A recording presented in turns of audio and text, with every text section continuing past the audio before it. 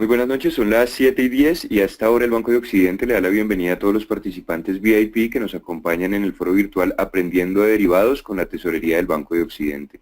Soy Miguel Gelo, junto con Juan David Alzate y María Mercedes López les damos la bienvenida. Recomendaciones de iniciar la conferencia de hoy. Si no pueden ver la sesión en vivo o quieren consultarla una vez finalizada, pueden hacerlo en formato grabado en www.zonadegerentes.com/Banco de Occidente VIP. Hoy nos acompañan Juan Guillermo Morales, administrador de empresas de la Universidad Pontificia Bolivariana, con maestría en finanzas de la Universidad ICESI, está certificado ante la AMV en curso básico y derivados, ha sido administrador de inversiones de la misma entidad y de su filial Occidente Bank Barbados, jefe de operaciones internacionales y comisionista en bolsa en compañías suramericanas de valores. Actualmente es el subgerente de la mesa de distribución del Banco de Occidente con sede en Cali. José Nicolás Gómez Vallejo, economista de la Pontificia Universidad Javeriana, amplia experiencia en productos y herramientas financieras y mercado de capitales. Actualmente es el director de la banca corporativa, institucional y gobierno de la mesa de distribución del Banco de Occidente con sede en Bogotá. Luis Fernando Insignares, administrador de empresas de la Universidad ICESI, con maestría en finanzas en la Universidad de los Andes, y se desempeña como director de tesorería de la mesa de distribución del Banco de Occidente con sede en Bogotá. Y Carlos Albán, ingeniero de producción, especialista en finanzas y magíster en administración financiera, con 16 años de experiencia laboral en el área financiera, sólidos conocimientos y constante actualización acerca de las variables macroeconómicas y microeconómicas, gran profundidad técnica en temas financieros bursátiles. Actualmente se desempeña como director de tesorería, segmento banca empresas del Banco de Occidente S.A.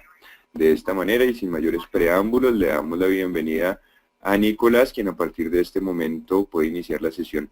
Nicolás, muy buenas noches, bienvenido, envió la invitación para compartir pantalla, confirmo en cuanto estemos viendo. Nicolás, por favor, abrir el micrófono desde allí. Aún no escuchamos. Buenas noches. Perfecto, bienvenido Nicolás, adelante por favor. En este momento.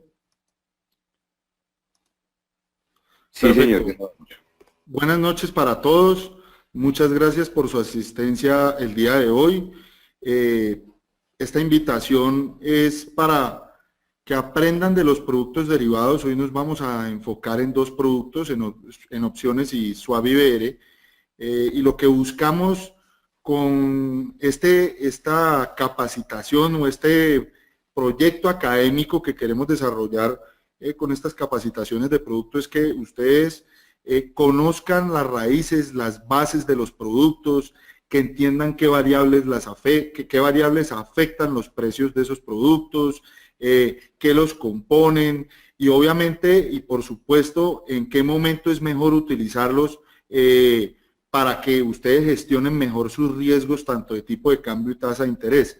Muchas veces estos productos no son utilizados por temor, pero ese temor es basado en, yo creo que en un desconocimiento, porque creo que son productos que hacen la misma gestión. Digamos, el forward ha sido el producto que se ha utilizado en la mayoría de los casos en el mercado colombiano, pero creo que estos productos son muy interesantes para ustedes gestionar sus riesgos, vuelvo y repito, tanto de tasa de cambio como tasa de interés.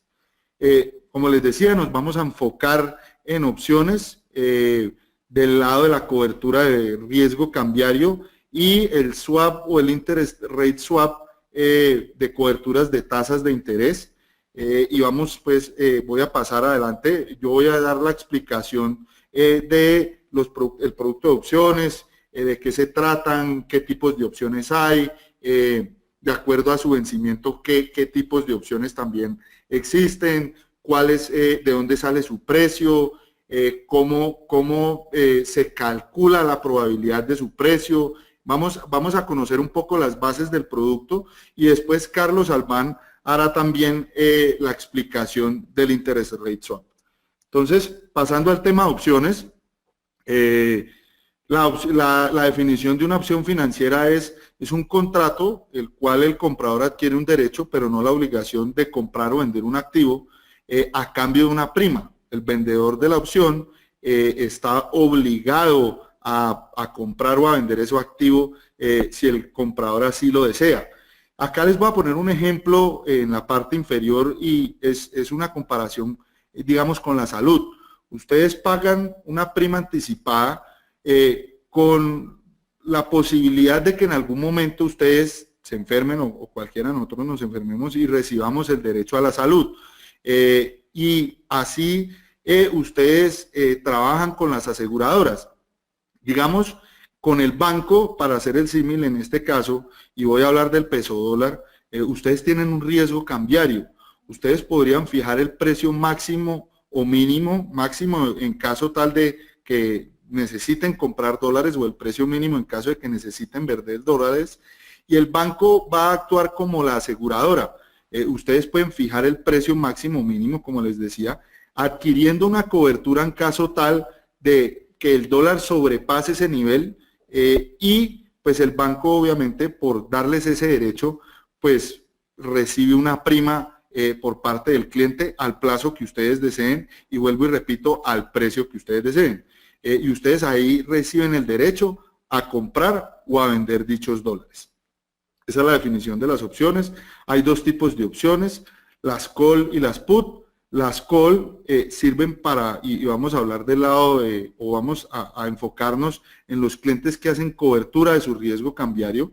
Los compradores de dólares, que son los importadores en este caso, compran una opción call adquiriendo el derecho a comprar dólares en una fecha futura, pagando una prima, y en caso tal pues que el dólar sobrepase ese nivel en el momento del precio que ustedes se fijaron como precio strike o precio futuro de esa opción, ustedes ejecutarán su derecho, y el banco, pues al ser el vendedor de la opción, se obliga a vender ese activo subyacente o a venderle los dólares. No importa dónde esté el precio, si ustedes ejecutan su derecho. Para eso, pues obviamente vamos a cobrar una prima.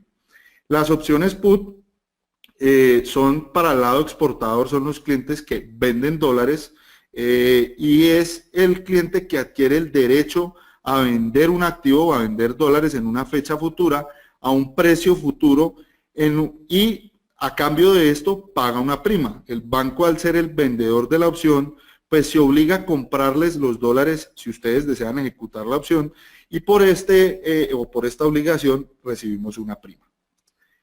También las opciones se clasifican según su fecha en su ejercicio o cuándo son ejercidas. Las europeas son las opciones que solo pueden ser ejercidas en la fecha de vencimiento que se pacta en un inicio. Las americanas pueden ser ejercidas en cualquier momento. En el caso colombiano, la mayoría, el 99% diría yo, de las opciones que se cierran son europeas. Y en este momento son muy escasas las opciones americanas en cuanto al tipo de cambio, y en general en el mundo la mayoría de opciones cerradas o operadas son europeas, dado el riesgo y dada la volatilidad que ya les voy a explicar más adelante. Entonces voy a poner un ejemplo práctico para que ustedes entiendan un poco cuál es la mecánica de las opciones call y de las opciones put. Suponemos un ejemplo que el cliente importador compra una opción call a 90 días con un strike de 3.000 pesos, que es la línea punteada que ustedes ven en la mitad, y por tener ese derecho pagan 10 pesos por dólar. Suponemos que el dólar hoy está a 2.850, un ejemplo. Y como ustedes pueden observar, pues si el dólar llega al día del vencimiento de los 90 días y el strike es a 3.000 pesos y el dólar llegó a 3.100, pues voy a hacerles un ejercicio, una simulación de, en teoría, cuál sería el PIG. Pues ustedes ejercen su opción, compran sus dólares a 3.000, el mercado está a 3.100, ustedes reciben 100 pesos de compensación, menos la prima que pagaron, el PIG total es de 90 dólares. Ahora, si ubicamos que ustedes, aquí estoy hablando de compensación, ustedes están haciendo una cobertura cambiaria, pues ustedes los dólares los comprarían a 3.100, pero recibiendo el beneficio de los 90 pesos, es como si hubieran terminado comprando los dólares a 3.010 pesos.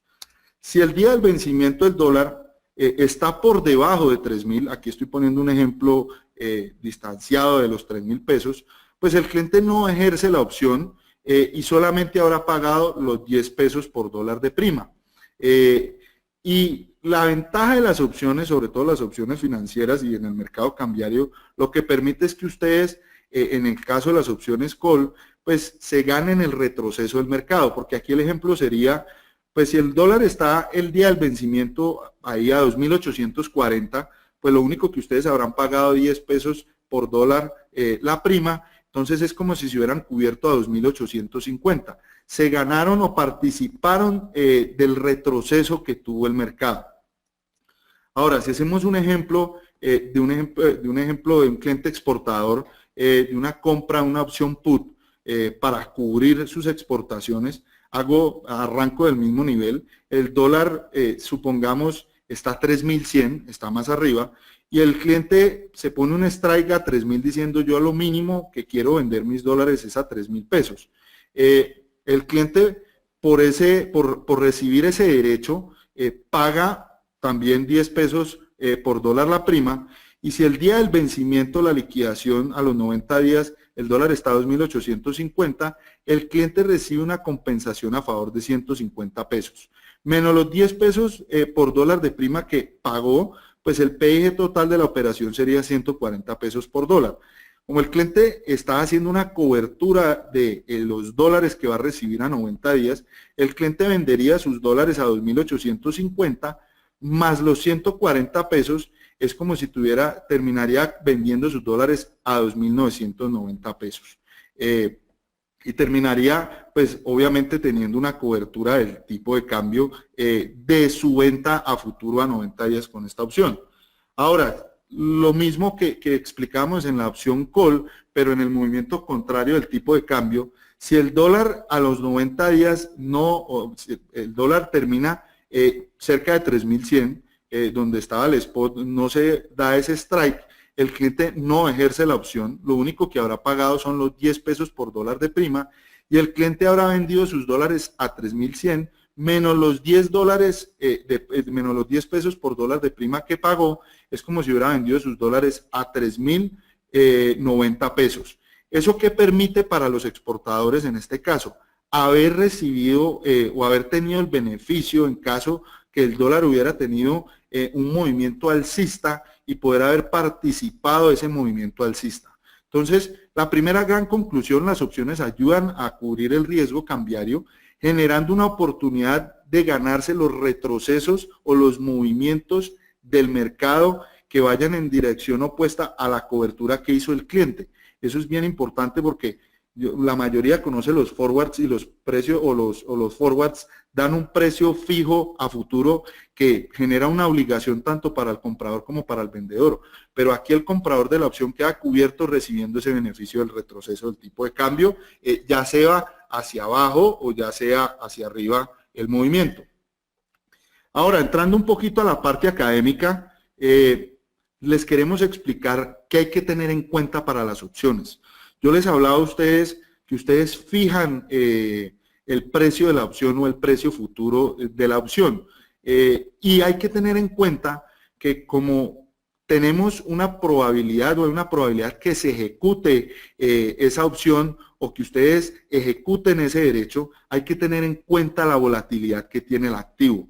Que es la desviación estándar sobre la media de ese activo subyacente, en este caso sobre el dólar, que es la dispersión de los cambios en el precio del activo subyacente, vuelvo y digo, en este cambio, en este caso el dólar, y aquí lo que queremos mostrarles es que la variable más importante para el precio de las opciones será la volatilidad. Aquí les pongo un ejemplo, la volatilidad del activo 1 es mucho más grande que la volatilidad del activo 2, o sea, la desviación estándar del activo 1 es mucho más alta que la volatilidad del activo 2, por lo tanto la prima del activo que tenga más volatilidad, pues tendrá una mayor prima. Obviamente también hay que tener en cuenta el tiempo, el precio que ya les voy a mostrar, strike, el precio hoy del activo subyacente, las tasas de interés, y eso obviamente hará o nos dará como resultado final el precio de las opciones, pero lo más importante para el precio de las opciones va a ser la volatilidad de ese activo subyacente en el tiempo. Si ustedes ven y teniendo en cuenta el tema de la volatilidad que les hablaba en un principio, el dólar per se al ser una variable aleatoria no sigue una función, una distribución normal, pero los cambios en el precio del peso dólar sí siguen una distribución normal.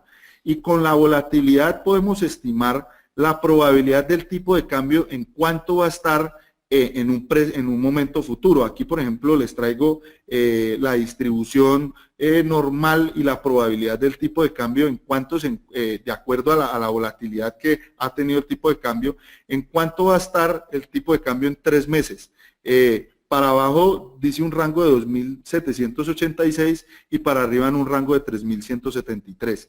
Esto, la idea es que ayuda a calcular ese precio de la prima y ayuda a verificar con la probabilidad cuál debe ser el precio de la opción, dada su probabilidad que ocurra que el precio esté por encima o por debajo de un nivel de acuerdo al precio futuro que ustedes hayan estimado en la opción. ¿Y qué es la volatilidad? Como les decía, es la desviación estándar de los cambios del tipo de cambio, porque estoy hablando de opciones de tipo de cambio. Recuerden que hay opciones sobre cualquier activo, pero aquí nos vamos a enfocar en el tipo de cambio. Y hay 3 tipos de volatilidades.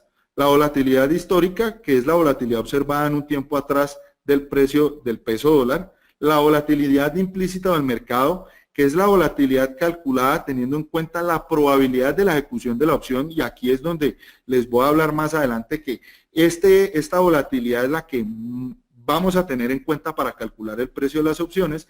Y la volatilidad futura, porque yo voy a determinar el precio de la opción con una volatilidad implícita que creo que va a suceder y que me descuenta unos flujos futuros de acuerdo a una probabilidad, pero la volatilidad futura puede ser muy distinta a la que me está proyectando esa volatilidad implícita del mercado.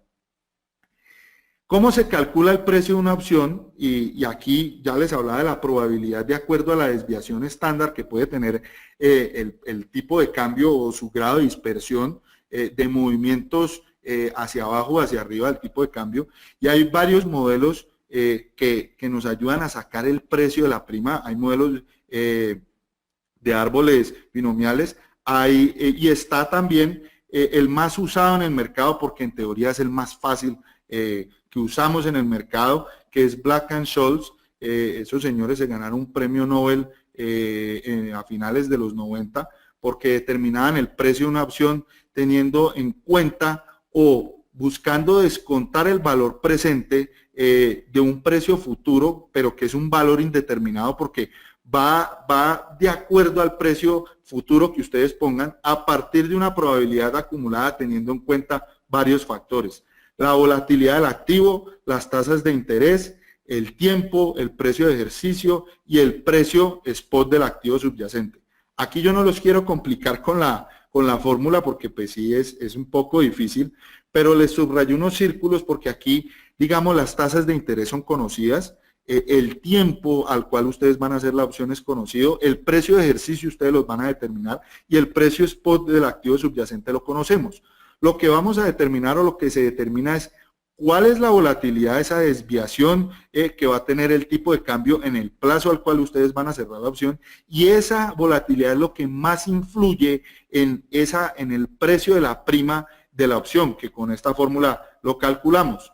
Ese es el modelo más conocido y pues hay que tener en cuenta estas 5 variables para determinar ese precio de la prima de la opción. Ahora, hay un factor o hay un tema bastante importante y es, yo les hablaba de esa volatilidad implícita, que es la que me trae valor presente, ese valor indeterminado de una función de probabilidad. Y miren que la volatilidad realizada, que ya es la volatilidad, aquí les pongo un ejemplo de la volatilidad realizada de un mes anualizada desde el 2016 al 2017, y lo que ustedes pueden observar es que muchas veces la volatilidad realizada es muy diferente a esa volatilidad implícita. En algunos momentos la sobrepasa, en algunos momentos es inferior a esa volatilidad implícita. Y lo que vamos a ver es que el modelo determina cuál es la volatilidad, o nosotros a partir de la volatilidad, que le demos al modelo nos va a determinar esa prima. Pero muchas veces la volatilidad realizada del activo subyacente puede cambiar o puede variar de forma significativa y no adecuarse a esa volatilidad. Ahí es donde yo creo que el modelo Black-Scholes, que nos sirve para determinar esos precios, porque es el modelo más fácil y es al que se habituó el mercado, la verdad tiene algunos errores o supone ciertas cosas que no son veraces en los mercados realmente.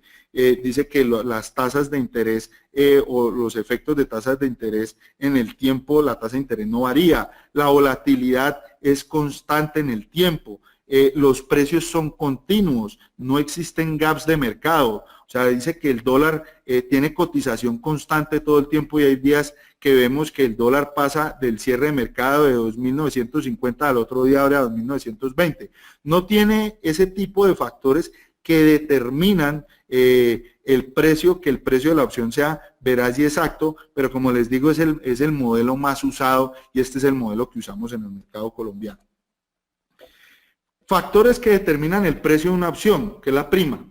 Y aquí es la relación, porque yo les decía, hay que tener en cuenta el precio del tipo de cambio hoy, del peso dólar hoy, el spot, el precio de ejercicio de la opción, que es el precio futuro al cual se va a ejecutar la opción, la volatilidad, que era lo que yo les hablaba, que es la medida más importante porque es lo que nos va a determinar la probabilidad en el tiempo que ese precio de ejercicio se ejecute, las tasas de interés, porque las tasas de interés influyen porque estamos hablando de un precio futuro en el tiempo y eso también impacta el precio del dólar a futuro, y la fecha de vencimiento y es el plazo. Entonces aquí hay una relación que hacemos de acuerdo a la opción que tenemos o que estamos haciendo. ¿Y qué pasa con la prima si se da un aumento supongamos que se da un aumento en el precio de ejercicio, o sea, el dólar sube, la prima de la opción en la opción call decrece, la prima en la opción put se incrementa. El precio del peso dólar spot, si el precio del peso dólar spot sube, pues hay una mayor probabilidad de ejecución de la opción call, por lo tanto la prima de la opción call incrementa. Sucede lo contrario con la opción put, que es la que me cubre hacia abajo, la probabilidad que se ejecute es menor, entonces la prima también disminuye. La volatilidad, si en la opción call o en la opción put la volatilidad incrementa, para los dos casos la prima se incrementa porque el grado de probabilidad de ejecución de ese seguro que les hablaba en un principio se incrementa. Las tasas de interés, si las tasas de interés se incrementan, la opción o el valor del precio de la opción call se incrementará porque el tipo de cambio futuro, de acuerdo a la paridad de tasas de interés, que es la tasa externa menos la tasa interna, y ese tipo de cambio de equilibrio futuro pues es más alto, pues obviamente se incrementa la probabilidad de esa ejecución de la opción call y por lo tanto el precio de la prima. Al contrario sucede con la opción put, que decrece el valor de la prima. Y la fecha de vencimiento del plazo, también yo creo que es uno de los factores más importantes. A mayor plazo, mayor incertidumbre, el precio de la opción también se incrementa tanto para la opción call como para la opción put. Muy importante tener en cuenta esta clasificación según la rentabilidad, y esto se utiliza mucho para determinar en qué momento está la opción o inclusive el precio al cual ustedes pongan su nivel de seguro, pues nos dará una idea de cuánto vale esa opción dependiendo del strike del precio versus el spot. Una opción está in the money cuando la opción se encuentra ejecutable según el precio spot versus el precio futuro. Una opción out of the money es cuando la opción no está ejecutable según el precio spot versus el futuro. Y el at the money es cuando el precio spot es igual al precio strike de la opción. Se los voy a explicar, yo creo que con mayor detalle en esta gráfica, y les voy a explicar ese perfil de acuerdo a una opción put y después a una opción call. Supongamos un exportador compra una opción call para cubrir su riesgo de tasa de cambio a 90 días, el precio spot está a 2.950, el precio de ejercicio es 3.000 pesos y paga una prima de 10 pesos. Si el dólar está por debajo de 3.000, quiere decir que el cliente está ejecutando la opción, o sea, aquí en este caso 2.830, y él va a obtener un beneficio por la cobertura de esa opción, por lo tanto esa opción está in the money. Si la opción está al mismo precio, el strike versus el precio spot está a 3.000, que es la raya vertical que ustedes ven en la mitad de la gráfica, la opción está at the money. Y si el precio de la opción, pues que es a 3.000, el precio del spot, 3.050, está por encima del precio strike, pues quiere decir que el cliente no lo ejecuta y esa opción está out of the money. ¿Qué es importante aquí? Y digamos, ese sería el movimiento con que veríamos o iríamos clasificando la opción en el tiempo después de cerrada. Pero aquí también es muy importante y es, si un cliente quisiera comprar una opción a 2.830, o sea, que está por debajo del precio spot o inclusive de ese precio strike, pues el cliente estaría arrancando con una opción muy ganadora, o sea, estaría arrancando con una opción que ya de entrada el banco le estaría pagando ese seguro, ese beneficio, por lo tanto se daría un incremento del precio de la prima.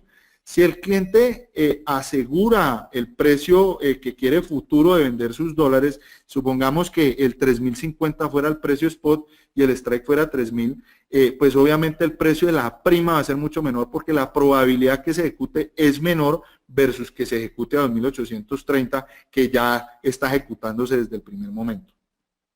Ahora, con la compra de una opción call hacemos el mismo ejercicio. Aquí el cliente está buscando cubrirse ante una subida del tipo de cambio. Si el dólar está por encima del precio strike, o sea, 3.050 versus 3.000, el precio está in the money, o sea, el cliente está ganando o está obteniendo un beneficio. Si el precio está igual al precio strike, el spot igual al strike, está the money, o sea, no hay ningún beneficio, pero tampoco el cliente pues estaría ejecutando la opción, pero está al mismo nivel de lo que está el mercado. Y si el dólar está a 2.830, el cliente está out of the money, o sea, el cliente pues en este momento no estaría ejecutando la opción. Aquí lo mismo, si el cliente supongamos comprara una opción ya in the money, o sea, la comprara a 3.050, pues obviamente el cliente ya estaría comprando una opción con beneficio y eso incrementaría mucho la prima porque pues ya arranca de entrada ejecutándose esa opción, por así decirlo, y tiene una alta probabilidad de que eso suceda, por lo tanto el banco le va a cobrar una prima bastante grande, mientras que si está a 2.830, que es out of the money, el cliente no estaría ejecutando de entrada esa opción y pues la probabilidad que se ejecute a 3.000 pesos sería menor, por lo tanto el precio disminuiría.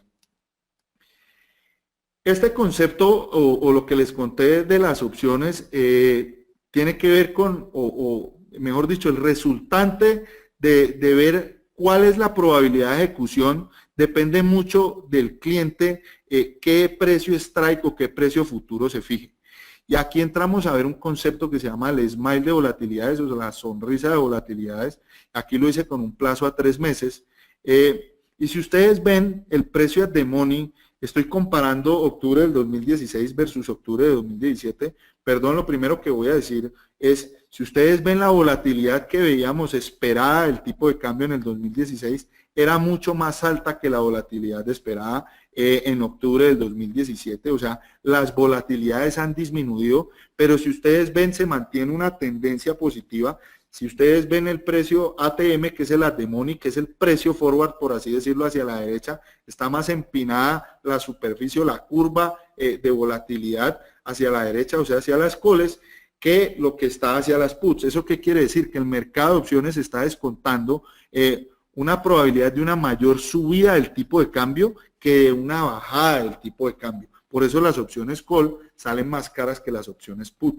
Y aquí un ejemplo claro es, la opción de equilibrio es 2.950, tiene una volatilidad del 11,5 y ustedes estarían pagando por una opción at the money o al precio forward de 70 pesos con 71 centavos. Ahora, si ustedes se mueven a la derecha, los nodos más utilizados del smile o de la sonrisa de volatilidades son el 25 delta call, el 10 delta call o el 25 delta put o el 10 delta put. ¿Eso qué quiere decir? Que hay una probabilidad de que se ejecute ese precio de un 25% en el caso de la call y hay una probabilidad que se ejecute el 10%, una probabilidad del 10% que se ejecute ese precio. Por ejemplo, el 25C, que es lo que ustedes ven a la derecha, hay una probabilidad que el precio de 3.109,56 partiendo de un precio de 2.950, pues hay una probabilidad que se ejecute ese precio en un 25%. Por eso ustedes estarían pagando una prima de 28 pesos y es una volatilidad del 12.7%. Si ustedes ven a la derecha, hay una probabilidad del 10% de ejecución a 3.266 y si ustedes ven, pues tiene una mayor volatilidad y estarían pagando una prima de 10 pesos. Si ustedes se desplazan hacia la izquierda, pues ven que las puts a la misma probabilidad del 25% y del 10%, pues tiene unos strikes mucho más cercanos por lo que se cree que hay una menor probabilidad de que se ejecute.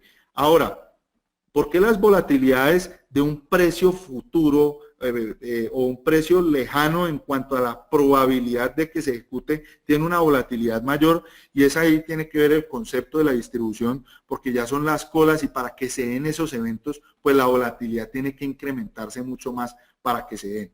Esto es para que ustedes se puedan ubicar cuánto valen las opciones de acuerdo a la probabilidad de ejecución, y aquí solamente estoy mostrando el plazo de 3 meses, pero la verdad las opciones terminan teniendo una superficie que aquí le podríamos añadir el plazo, y si ustedes ven, si a esto le añadimos a 6 meses, pues obviamente la volatilidad se incrementa y obviamente las primas se van a incrementar porque hay un mayor grado de incertidumbre.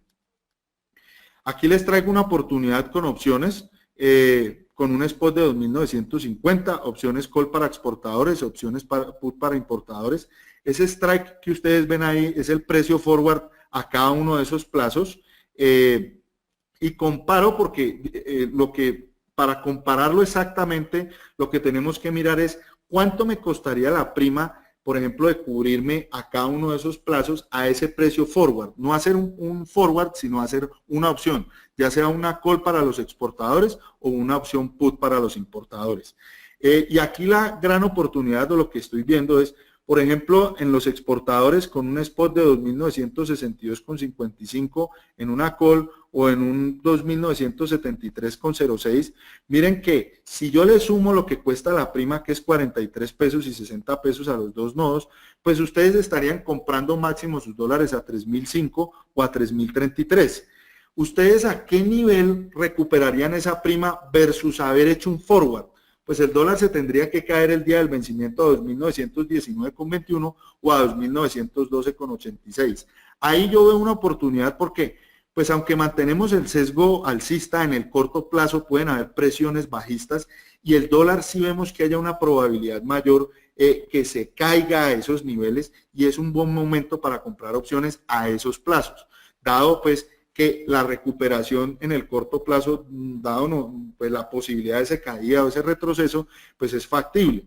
Si ustedes ven ya 90 y a 180 días, pues ustedes estarían comprando máximo el dólar a 3.056,08 o a 3.120 con las opciones, incluyéndole la prima a esos precios forward, y yo ahí ya me iría más por un forward porque creo que en esos nodos vamos a tener una tendencia alcista más marcada, y ahí vamos a tener ciertos riesgos como lo describe la gráfica: año preelectoral, calificación de Colombia, Estados Unidos subiendo las tasas y deshaciéndose ese carry trade que llaman entre tasas o rentabilidades en Colombia versus rentabilidades en Estados Unidos, esa diferencia estrechándose y eso poniéndole una presión a la salida de flujos de mercados emergentes, desaceleración de la economía. Entonces ahí ya no, yo por ejemplo, o la recomendación del banco es que no vale la pena hacer una opción call. Si ustedes ya van a ver la opción put, por ejemplo, si ustedes, y lo señalo en el recuadro rojo a la derecha en las opciones put, pues si yo ya compro una opción donde voy a vender mínimo mis dólares, aquí habría que restarlo, el precio mínimo de venta de los dólares sería 2.910 o sería 3.009 más o menos, 2.900, pues obviamente ustedes en el futuro ustedes pueden recuperar esa prima si se da un movimiento alcista del tipo de cambio. Denme un segundo, por favor.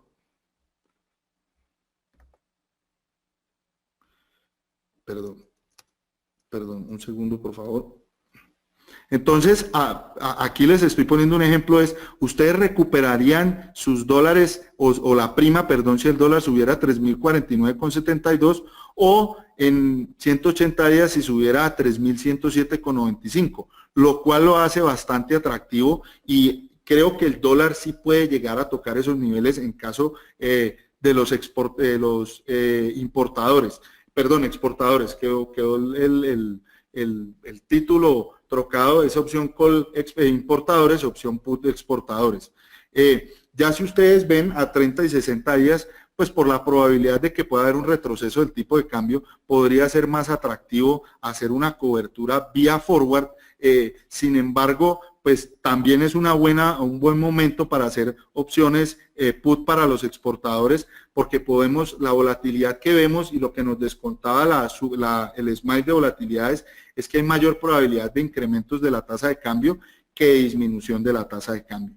Esa es la figura de opciones, tanto para los exportadores como importadores. Espero que pues haya sido claro. Y cualquier cosa, pues espero sus comentarios al final de la presentación. Le doy el paso a Carlos Albán para que nos explique el swap IRS de IBR.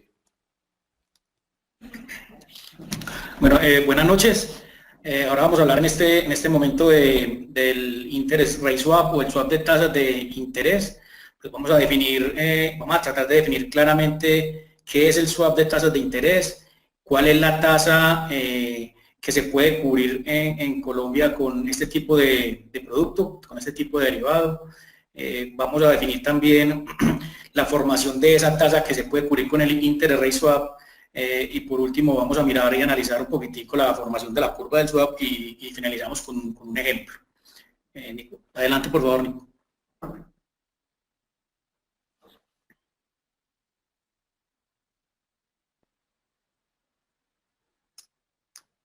Bueno, el swap de tasa de interés, ¿qué es? Es un contrato entre dos partes en donde acuerdan intercambiar flujos pasivos. Los flujos pasivos son los préstamos o los créditos que ustedes solicitan a los bancos y flujos activos, que son las inversiones que ustedes tengan en determinado momento de la liquidez que posean.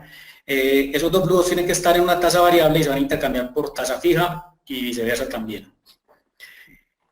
El interest rate swap o el swap de tasas de interés cubre la exposición ante movimientos adversos de la tasa de interés.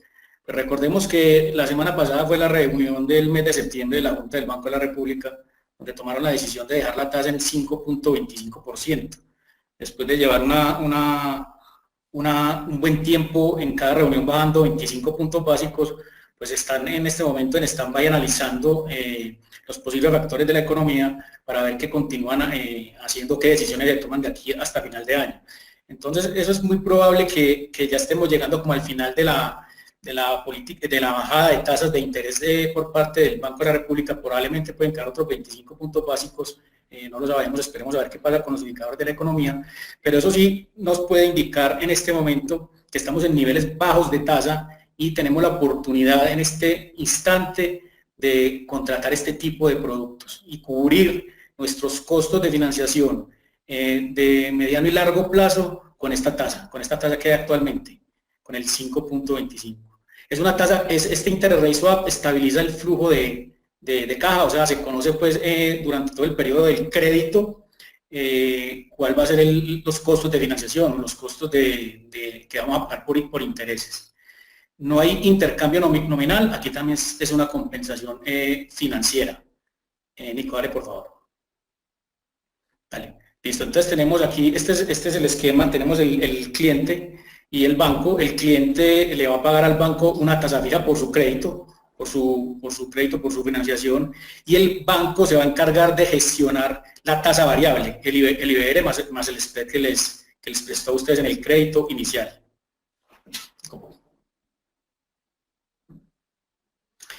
¿Cómo se estructura un interest rate swap? El cliente inicialmente pues toma el endeudamiento, como lo veníamos hablando, pide un crédito de entre mínimo de 1 año, máximo a 10 años en Colombia.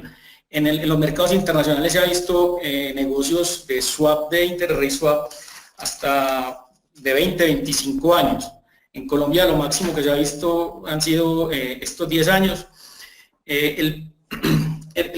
La estructuración del crédito pues lo hacen de acuerdo a las necesidades de cada uno de ustedes. O sea, piden el crédito, puede ser con pago de capital e intereses de forma mensual, de forma trimestral o de forma semestral. ¿Cuál es la tasa que les presta el banco en este momento? Él va a prestar ese crédito, esa plata, esos recursos a una tasa variable que es la tasa IBR, que es la que vamos a cubrir, que la vamos a explicar en un momento, vamos a explicar más adelante en la próxima diapositiva, y obviamente va a tener un spread, que es el margen estipulado para el crédito que le da el banco a cada uno de los clientes. Entonces, ¿el banco de dónde parte para estructurar el IRS o el swap de tasa de interés? De esa tasa a la que ustedes tienen el crédito. Del IBR que les otorgó más el margen que les dio para ese crédito, y de ahí nosotros hacemos el cálculo, nosotros como banco hacemos el cálculo y les cotizamos una tasa de interés fija para ese crédito durante el periodo de tiempo que ustedes necesiten. Puede ser durante todo el periodo del crédito, 1, 2, 3 años, o sobre una parte del crédito también. El cliente entonces compra el contrato swap de tasa de interés a una tasa, esas tasas son siempre en términos nominales vencidos por el periodo. O sea, si lo tenemos a un año es nominal periodo de un año, si es a 2 años es nominal a 2 años. ¿Y cuál es la ventaja de este producto? La ventaja de este producto es que cubre al cliente, o los cubre a ustedes del riesgo de los movimientos adversos en la tasa de interés. ¿Eso qué quiere decir? Lo que les había comentado ahorita, pues estamos yo creo que en un punto donde el Banco de la República muy probablemente vaya a dar las tasas alrededor del 5,25%. Entonces, simplemente después de mirar todos los indicadores macroeconómicos, en algún momento de aquí al primer trimestre, segundo trimestre del año entrante, es muy probable que Colombia, después de que haya salido de su época preelectoral y electoral, ya sepamos con certeza quién va a ser el presidente, pues vuelva a tener algunos factores que permitan un reacomodo de la economía y empieza a generar temas como mayor inflación, otra vez dinámica en la economía, generación de empleo, mayor inflación, y el banco tenga que verse sometido a incrementos en tasas de interés. Entonces yo creo que cubrirlo ahora nos podríamos adelantar a todo este tipo de cosas. Y como les dije también, la ventaja es que estabiliza el flujo de caja. Ya se conocen los costos de financiamiento de antemano de todo el periodo del crédito, o de una parte del periodo del crédito. ¿Cuál es la desventaja? Listo, si las expectativas que se tienen sobre la tasa del Banco de la República no paran en el 5,25% y tomamos el swap, pues no nos vamos a poder beneficiar de lo que continúe bajando el Banco de la República. Aunque es posible precancelar la operación en cualquier momento. Lo que pasa es que ahí tendríamos que entrar a hacer un análisis de costos de que nos sale más favorable. Pues yo ya tengo, cuando tomé el IBR, ya tengo establecido pues cuál es mi costo de todo mi flujo de caja, de todo el flujo de crédito, perdón, versus precancelar la operación, que también tiene un costo. Dale, Nico, por favor. ¿Cuál es entonces la tasa que se cubre con un interest rate swap, con un swap de tasa de interés? Es el indicador bancario de referencia. Ese indicador bancario de referencia es una tasa de interés de corto plazo para el peso colombiano, es una tasa interbancaria. Esa tasa refleja el precio al que los agentes participantes en su esquema de formación están dispuestos a ofrecer o a captar recursos en el mercado monetario. Ya más adelante les voy a explicar más claramente qué es eso del esquema de formación. O sea, es la tasa a la cual estamos dispuestos los bancos a captar o a colocar recursos en el mercado monetario. Es el costo del dinero actualmente. ¿Cuáles son las características? Bueno, este indicador se calcula diariamente en el periodo de un día, o overnight que llamamos, y a los plazos de un mes, 3 meses y 6 meses. Para calcular el IBR overnight, a los diferentes plazos se utiliza la curva o la cotización de swap de tasas de interés, donde pues, se intercambian los flujos de una tasa fija por una variable al final de la vida de cada contrato. Es decir, que de acuerdo con las expectativas que tenga cada uno de los agentes, pues simplemente dan o ofrecen una tasa para cada uno de esos plazos de 1, 2, 1, 3 y 6 meses, y en el momento del vencimiento de cada uno de esos plazos, pues simplemente se cambia la tasa fija por la tasa variable que haya en ese momento como IBR. Todas estas tasas, les repito, están expresadas en valores nominales según su plazo. ¿Cómo así?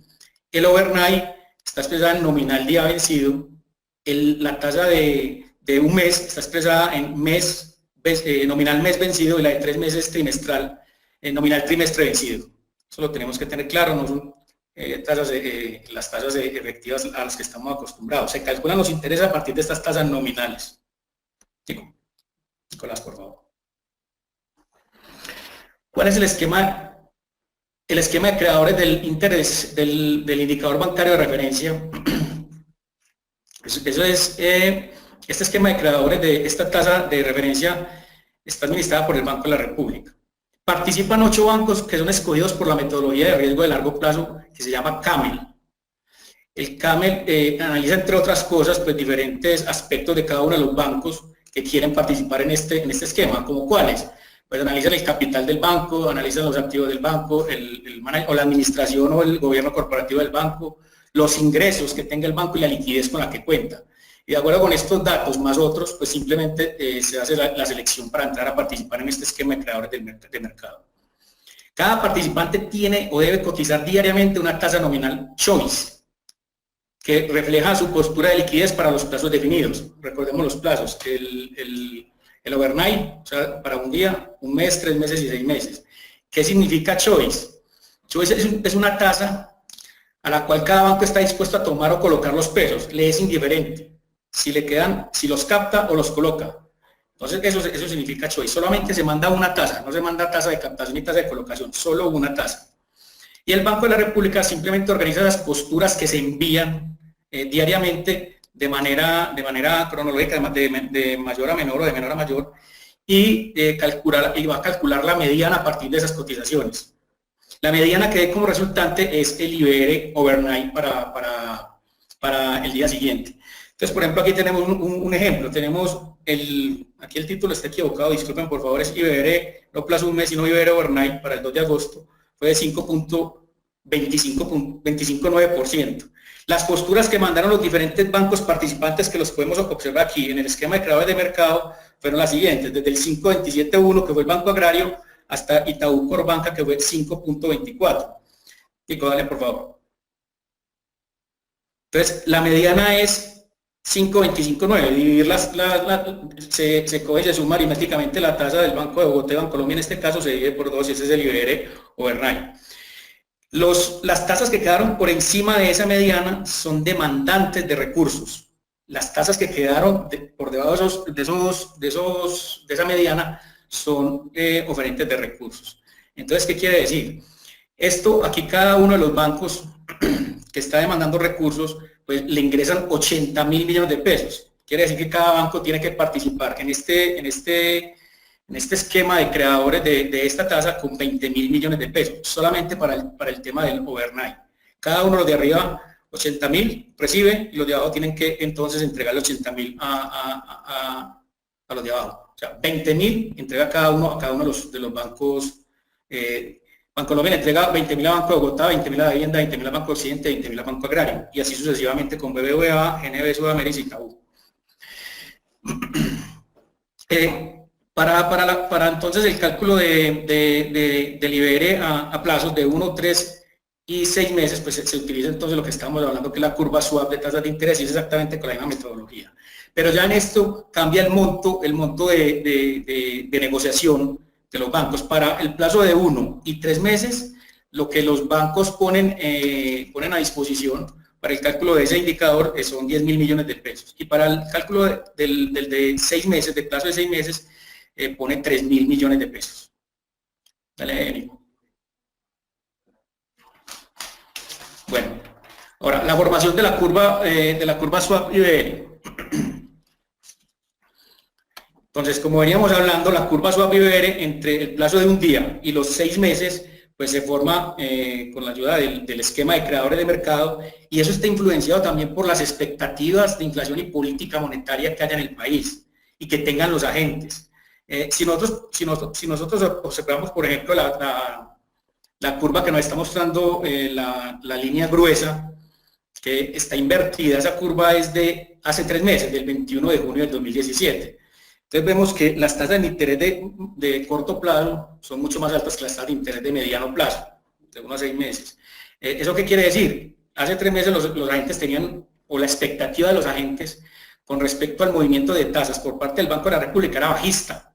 Era bajista y efectivamente sucedió. Mire que tenemos ahí 21 de junio, la reunión fue a finales de junio, bajó 25, lo mismo en julio y lo mismo en agosto, hasta septiembre que paró. Y ahí lo podemos ver en la gráfica. Si nosotros ya miramos la curva de la línea punteada, que es del 27 de septiembre de la semana pasada, del 2017, pues ya vemos que la curva se ha ido aplanando. ¿Esto qué significa? Esto significa que las expectativas de los agentes han mermado. Las expectativas de los agentes han mermado de que el Banco de la República siga bajando tasas y que ya entonces empiece en una política de mantenerlas estables, verificando los datos o los indicadores macroeconómicos para tomar nuevas decisiones mucho más adelante, como lo veníamos hablando.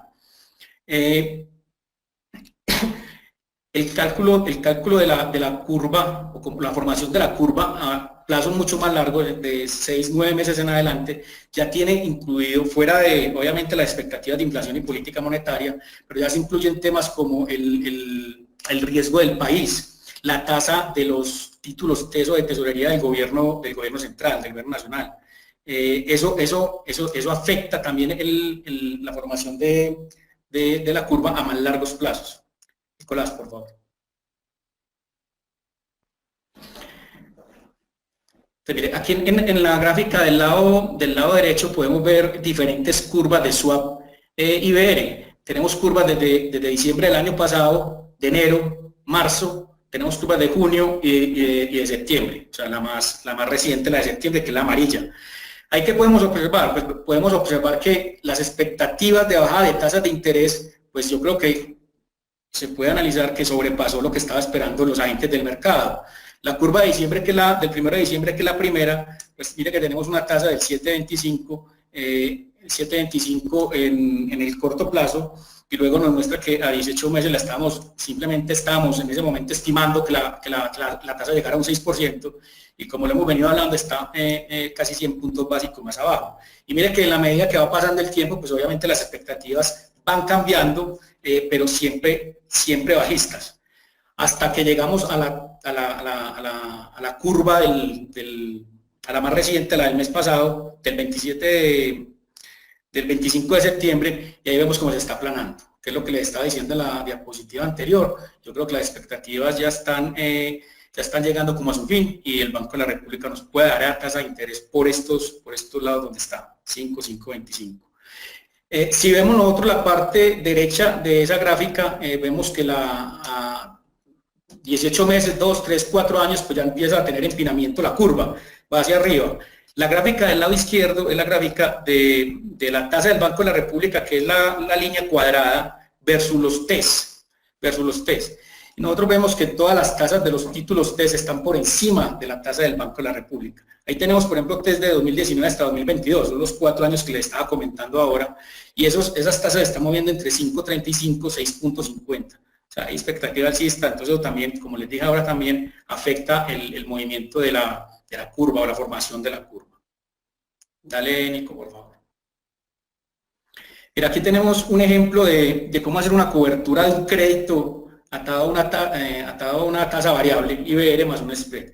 Entonces, por ejemplo, tenemos aquí un cliente que toma un crédito de un año indexado al IBR trimestral, y su expectativa de tasas es que las tasas van a subir, van a empezar a subir en cualquier momento. Entonces, el crédito es de 1.000 millones de pesos y la tasa a la que le presta el banco es IBR más un 6%, que eso nominalmente da un 11%. Y eso llevado a efectivo sería una tasa de 11.45%. El primer diagrama es el flujo del crédito per se, el crédito como tal, el crédito que le otorgó el banco. Lo único que conocemos en ese crédito es el pago de los primeros intereses, porque se calcularon con el interés que me están desembolsando hoy, por ejemplo, si me entregan los 1.000 millones de pesos hoy. Eso entonces, como les dije ahora, se calcula por la tasa nominal, es 11%, por 1.000 millones son 110 millones de pesos de intereses dividido 4 a 27 millones más o menos. Eso es lo primero que tenemos que pagar, perdón. Para los otros flujos no conocemos cuál va a ser la tasa IBR, lo que venimos hablando. Tenemos expectativas de que suba, entonces muy probablemente vamos a pagar más de 27 millones de pesos en los próximos trimestres. Recuerden que esto es expectativa de subida de tasas, no tenemos certeza. Entonces, lo único que vamos a tener certeza aquí es si compramos el swap de tasa de interés, el interest rate swap, pues ahí sí vamos a tener certeza, porque vamos a fijar de cuánto vamos a pagar, porque vamos a fijar nuestros pagos de intereses y ya lo vamos a conocer desde el principio. En este caso, entonces, siguiendo con el ejemplo, la tasa nominal del swap sería 11.25, con eso vamos a calcular los intereses, y estaríamos pagando en cada uno de los trimestres 28 millones de pesos de intereses fijos, ya los conocemos. Se los dije ahora que este tipo de productos tiene una compensación financiera, no hay intercambio de nominales pues, ni de montos. ¿Qué significa eso? Dale, Nico, por favor, a la otra. ¿Qué significa eso? Miren, si yo tengo el swap IRS como que tomé al 11.25, o sea, con un IBR del 5%, del 5% más el spread, y si la tasa IBR baja en el momento de liquidación de cada periodo de intereses, pues simplemente ustedes como cliente pues deben compensarle al banco esa diferencia. La diferencia en donde está el IBR del día del cálculo de los intereses versus lo que nosotros tenemos pactado como tasa fija. Ustedes, esto es igual que haciendo pues como una similitud con productos de cobertura de riesgo cambiario. Esto es muy parecido, muy igual a lo que hacemos con un forward con liquidación non-delivery. Simplemente nosotros aseguramos una tasa, igual que acá, y en la compensación financiera, si es a favor o en contra, pues simplemente esa tasa va a quedar siempre fija, siempre es la que nosotros pactamos con el banco. Si por el contrario, en el gráfico a mano derecha, el IBR sube en el momento de liquidación de cada periodo de interés, pues el banco es quien debe compensarle al cliente. Entonces, ¿qué pasa acá? Acuérdense que nosotros tenemos dos productos. Uno es el crédito, que ese crédito nunca muere. Yo no estoy cambiando la tasa del crédito que otorgó el banco por la tasa del interés rate swap. Yo el crédito lo sigo pagando a la tasa de liquidación de interés, cualquiera. Supongamos, voy a poner un ejemplo, si la tasa de liquidación de interés en el segundo semestre del trimestre está en el 6%, yo la pacté al 5%, pues el banco me va a volver del 6 al 5% y voy a quedar siempre fijo con mi tasa a la tasa pactada inicialmente del derivado. Nico, dale. Bueno, esto era como todo lo que tenía como para mostrar de ese swap. Igualmente los invito a que nos llamen a la mesa de dinero. Tenemos toda la disposición de brindar asesoría sobre este producto. Creemos que es el momento indicado como para empezar a hacer las coberturas de todos los créditos que ustedes tengan, inclusive ya desembolsados o que piensen desembolsar con plazos superiores a 1 año y medio, 2 años. Y creo que es una muy buena herramienta de acuerdo con las expectativas que tenemos nosotros de que pase con las tasas de interés. Muchas gracias. Muchas gracias a todos por la asistencia. La idea es que pues siempre sigan viéndonos como sus asesores de primera mano para gestionar sus riesgos. Como lo decía Carlos, hay muy buenas oportunidades. Seguimos viendo oportunidades también en la tasa de cambio para coberturas porque pues, seguimos viendo el dólar en mediano plazo a 3.150 finales de año, inclusive el otro año, también con el riesgo de volatilidad con las elecciones y también con las tasas de interés, como lo explicaba Carlos, sobre todo en los plazos mayores a 3 años, mayores a 2 años, 2 años y medio. Muchas gracias por su tiempo y Miguel, te damos paso si hay algo más.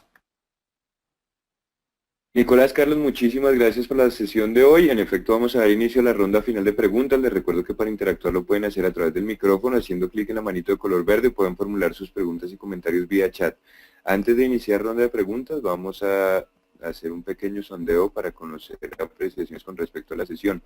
Para contestar, solo deben dar clic en una de las opciones en pantalla. La pregunta es, ¿les interesa continuar con los foros virtuales sobre los productos? ¿Les interesa continuar con los foros virtuales sobre los productos? Para contestar, solo deben dar clic en una de las opciones en pantalla. Les repito nuevamente, una vez más la pregunta, ¿les interesa continuar con los foros virtuales sobre los productos? Para contestar, solo deben dar clic en una de las opciones en pantalla. De esta manera, cerramos el sondeo. Tenemos pregunta de Jorge Contreras Mayorga. ¿Cómo se afectaría en Colombia el sector privado que tiene deuda externa si el dólar se devalúa en un 40%? Pues claramente en Colombia hay un riesgo y es, hemos disminuido el stock de la deuda en dólares en el sector privado, aunque seguimos manteniendo esa deuda en dólares y cuando vamos a ver el porcentaje de cobertura en Colombia todavía no es, hemos mejorado. Digamos, uno puede pensar que los flujos pueden estar cubiertos en un 25, 30%, pero seguimos muy descubiertos y eso generaría un impacto de diferencia en cambio bastante importante. Lo vivimos claramente cuando pasó el dólar de 2.500 más o menos, cuando ya lo vimos a 3.000 pesos, muchos clientes pasando de deudas en dólares a deudas en pesos, cuando lo más eficiente debían haber hecho por costo financiero era realizar coberturas, dado que los precios de los forwards inclusive eran mucho más baratos que los precios que les ofrecían de tasa de interés de la financiación. Obviamente, yo creo que ha disminuido esa exposición, pero seguimos muy expuestos todavía, y vuelvo y digo, las empresas todavía no hacen coberturas activas o más activas de ese riesgo cambiario que tienen en la deuda. Es muy importante que lo hagan porque finalmente lo que tienen que comparar es el costo financiero de la deuda en dólares más la cobertura, especificarlo, que versus una tasa de interés en pesos colombianos que en la gran mayoría de las ocasiones pues termina siendo mucho más barata la cobertura. Gracias, Nicolás. Le abro el micrófono a Marcela Flores, quien nos pide la palabra. Bueno, Marcela tiene algún inconveniente que me impide abrir el micrófono. También pide la palabra David Leonardo Calero. David, buenas noches.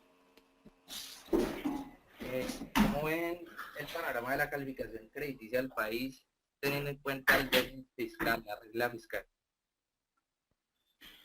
David, claramente pues el riesgo que tiene el país de una disminución en la calificación yo creo que es inminente. Yo creo que vamos a tener una reducción de calificación este año, sino el próximo año.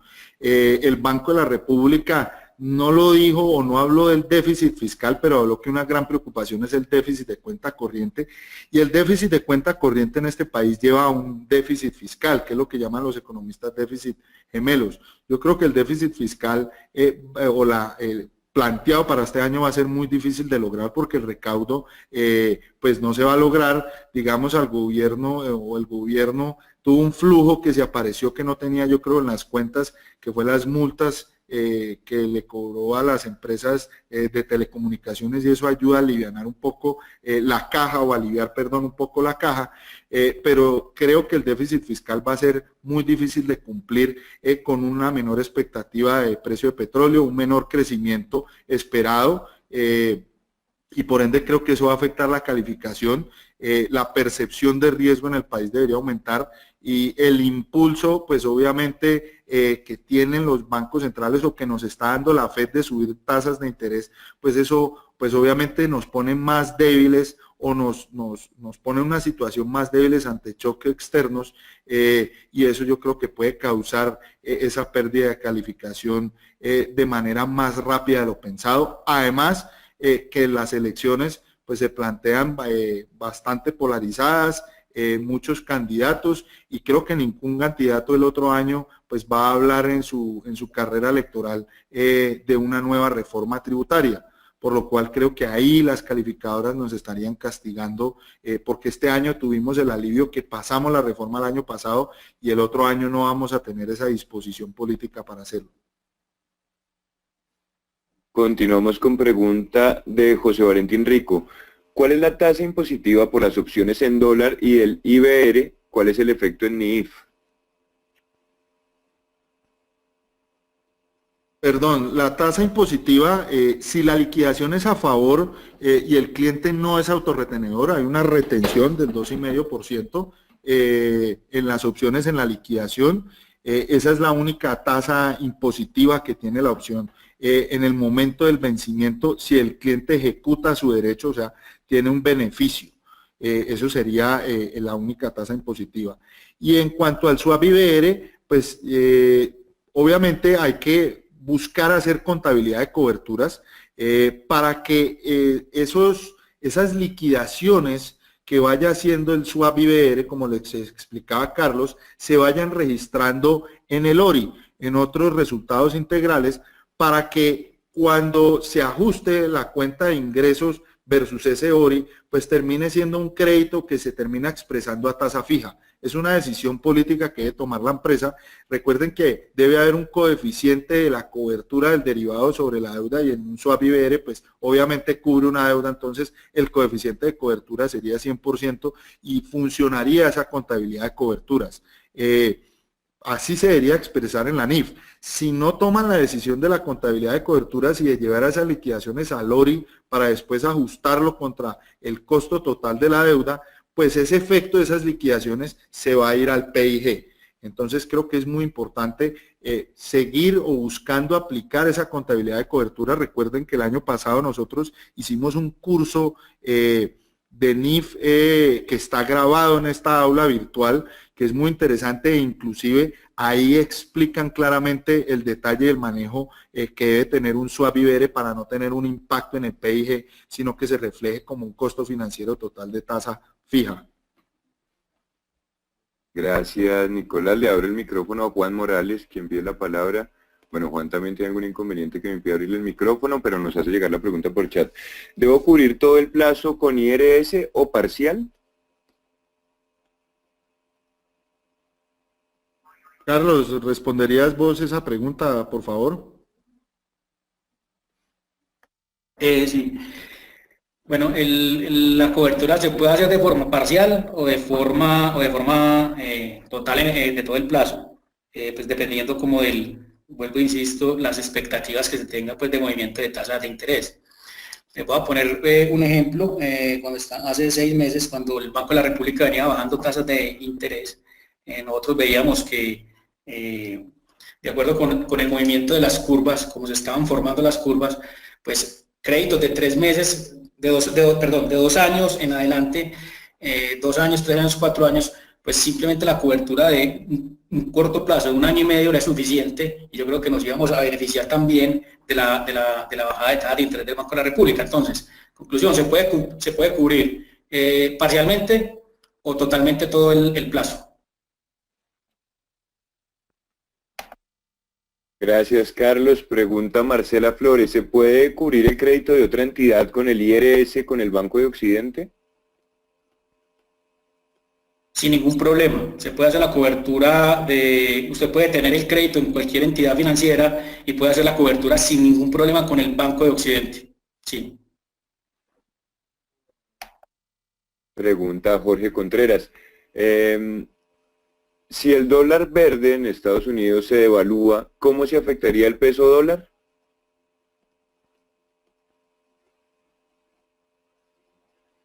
Perdón, no sé, Carlos, no sé si Jorge nos puede explicar un poquito, ampliar un poquito más el dólar verde, porque no entiendo la pregunta. Gracias, Nicolás. Mientras llega el complemento de Jorge, John Capacho pregunta, ¿qué opina de una cobertura con un collar para mitigar el efecto de subida o bajada del dólar? Es una muy buena herramienta, lo hemos traído en foros anteriores cuando hemos hablado del foro de mercado.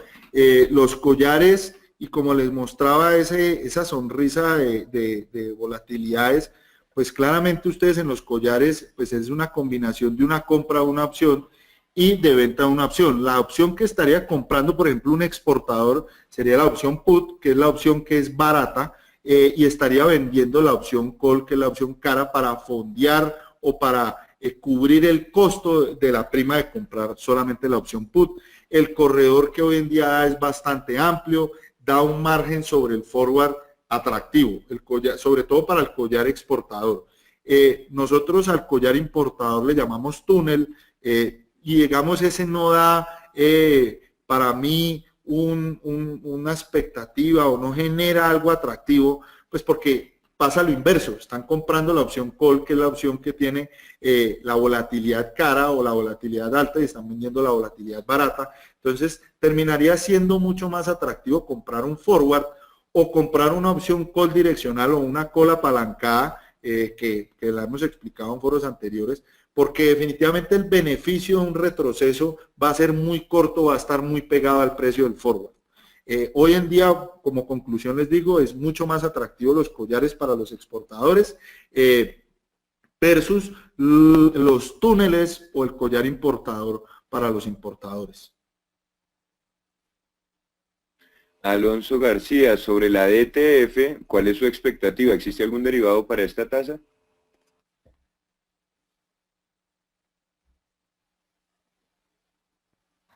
Carlos, adelante. La expectativa de ETF. Pues la ETF es una tasa de interés rezagada, inclusive se está tratando de cambiar. Creemos que muy pronto debería empezar a desaparecer del mercado, porque es que es una tasa que no refleja realmente ni transmite la política monetaria del Banco de la República al mercado rápidamente. La expectativa de la ETF pues sigue de una manera más o menos parecida a lo que vaya pasando con la tasa IBR. Es decir, si el Banco de la República viene bajando tasas, la ETF también viene bajando, no baja con la misma velocidad que lo hace el IBR, y si sube, también empieza a subir a una velocidad pues mucho menor. Entonces la expectativa de ETF sería, como la tenemos nosotros, es que quedarse por acá, por estos lados de IBR de 5.25 estable en el número donde está, y muy probablemente de acuerdo con definiciones y lo que pase con toda la parte macroeconómica de Colombia, con la parte de elecciones, pues en algún momento se vuelva a generar dinámica en nuestra economía y empiezan a subir tasas de interés, y así mismo debería subir la tasa de ETF. Yo agrego un tema de la ETF, y es la ETF tiene varias asimetrías que hace que no se transmita la política monetaria de manera correcta, como lo decía Carlos. Y recuerden que Colombia hoy en día, aunque el Banco de la República ha bajado la tasa de interés, el Banco de la República, digamos lo que ha causado el gobierno con la cuenta única nacional, restringiendo la liquidez, que ha retirado mucha liquidez del mercado, guardándola en la cuenta del Banco de la República, y por eso, como lo hemos dicho en foros anteriores, la masa monetaria en el país decrece desde el 2016, a mediados del 2016, los bancos nos hemos volcado más a captar en CDTs, y la ETF, recuerden que sale una captación de CDTs a 90 días. Entonces, si los bancos tenemos un problema de liquidez, pues obviamente vamos a presionar mucho más la tasa de ETF para conseguir esa liquidez. Por eso no es prudente, y yo creo que tanto los bancos como los clientes deberían volcarse ya en su totalidad a la IBR, porque pueden generar expectativas de qué suceda con la tasa de interés, y finalmente van a tener una transmisión más limpia de la política monetaria. Además, que el mercado de swaps se desarrolló a través de la IBR, porque puede ser una tasa que puede ser pronosticada con mayor facilidad de acuerdo a la expectativa del Banco de la República.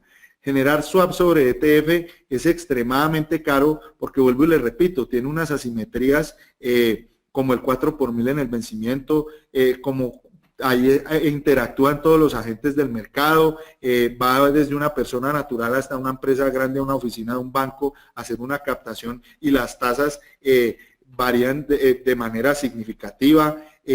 También es una sola captación o es un solo plazo el que se mide, que es el de 90 días. Entonces, no hay un seguimiento y no hay una transmisión transparente de la política monetaria, lo cual hace que la cobertura de tasas de interés sobre el indicador prácticamente sea inexistente. Muchas gracias, Nicolás y Carlos. Para finalizar, el complemento de la pregunta de Jorge Contreras dice: el DYX es un índice que relaciona el dólar USD con 5 monedas más, como el euro, libra esterlina, yen y yuan. Este índice ha ido bajando, pero yo me refiero al dólar que imprime la FED sin ningún respaldo en oro y se presume tenga que ser devaluado para poder subsistir. La verdad, Jorge, pues yo te hablo desde el punto de vista del DXY. El DXY, como tú lo nombras, es un índice bastante importante y creo que genera un impacto inmediato en las monedas cuando el DXY tiene muestra un comportamiento alcista, muestra una apreciación del tipo de cambio o del dólar, perdón. Esto también genera una presión en los mercados emergentes. Digamos, en el último tiempo antes de la reunión de la FED, lo que vimos es que el DXY estaba cayendo, o sea, el dólar se depreciaba, pero el LASI, que era contra las monedas emergentes, el dólar ganaba valor. a veces sufre esa pérdida de correlación, pero claramente el DXY es un indicador bastante importante para el tipo de cambio colombiano y para las monedas emergentes, que donde muestren una apreciación, pues también genera una presión alcista en las monedas latinas y en el peso dólar. Ya en cuanto al dólar verde, la verdad, ese dólar que me dices de la FED, me gustaría ojalá obtener tu teléfono, que te comuniques conmigo para aclararlo, porque la verdad no lo tengo tan claro, esa pregunta que nos hace sobre el dólar verde de la FED, no lo tengo tan claro si es algo de liquidez, entonces me gustaría que si por favor mañana nos puedes regalar una llamada o en tu mail, yo te escribiré y nos contactamos para aclarar el tema porque no lo tengo claro. Gracias, Nicolás. En pantalla tiene el correo de Nicolás, el de Carlos, el de Juan Guillermo también y el del señor Insignaris. Carlos, Nicolás, muchísimas gracias a ustedes, señoras y señores. Les damos las gracias por su permanencia y atención. Banco de Occidente les desea una feliz noche. Hasta pronto. Gracias. Gracias, hasta luego.